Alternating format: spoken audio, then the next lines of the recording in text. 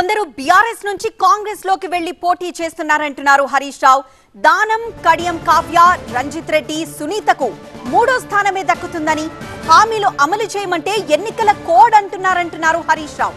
రైతు రుణమాఫీ హామీని అసలు నిలబెట్టుకున్నారా? మేము అసెంబ్లీలో గట్టిగా కొట్లాడాలంటే లోక్సభ ఎన్నికల్లో బీఆర్ఎస్ గెలవాలి అంటున్నారు. ఈ ఎన్నికల్లో కాంగ్రెస్ ఓడిపోతేనే గ్యారంటీ హామీలు అమలవుతాయంటున్నారు. నిరుద్యోగ భృతి విషయంలో మాటిచ్చి తప్పారు అంటున్నారు హరీష్ రావు. నాకు తెలిసి ఎవరు కూడా ఏ వర్గం కూడా ఇలా కాంగ్రెస్ ఓటు వేయడానికి సిద్ధంగా లేదు.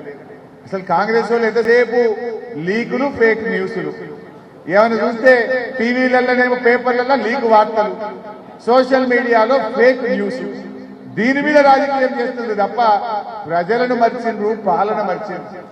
ఇలా రాష్ట్రంలో దాదాపు 200 మంది రైతులు ఆత్మహత్య చేసుకున్నారు. 38 మంది ఆటో కార్మికులు ఆత్మహత్య చేసుకున్నారు. ఏ ఒక్క రైతు కుటుంబాన్ని పరామర్శించిండ్రా? సంతానలేమి సమస్యతో బాధపడుతున్నారా? చింతించకండి. సుమారు 90,000 జంటలకు ఆనందం నింపింది ఓఎస్ఎస్ ఫర్టిలిటీ. ఈ రోజే 7825893600 కి కాల్ చేయండి. సంతానోత్పత్తి చికిత్సపై భారీ డిస్కౌంట్లు పొందండి. గుడ్ న్యూస్ చెప్పండి. పంటలు ఎండిపోతే రైతుకైనా పొలం చూసి ఆత్మస్థైర్యం కల్పించే ప్రయత్నం చేసిండ్రా? ముఖ్యమంత్రి గారు, మంత్రులు కూడా ఇలా క్షేత్ర స్థాయిలో పర్యటిస్తలేరు. ఎంతసేపు గోబల్స్ ప్రచారం మీద, ఫేక్ వార్తల మీద, అక్రమ కేసుల మీద, మన బీఆర్ఎస్ నాయకుల ఇళ్లకు పోయి కండువాలు కప్పడంలో బిజీగా ఉన్నారు తప్ప పరిపాలన చేయడం వీళ్ళకి ఇలా చేతనైనటువంటి పరిస్థితి లేదు.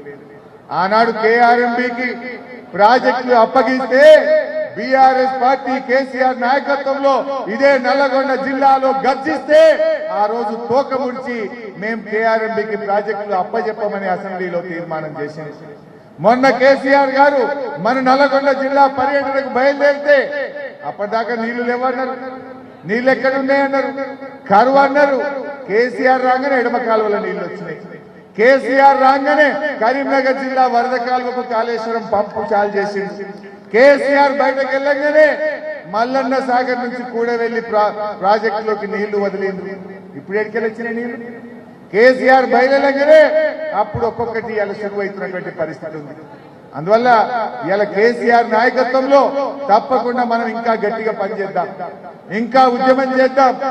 ఇలా కాంగ్రెస్ పార్టీని ఈ ఎన్నికల్లో ప్రజలు గుణపాఠం చెప్పడానికి సిద్ధంగా ఉన్నారు. వాళ్ళకి అభ్యర్థులే లేరు.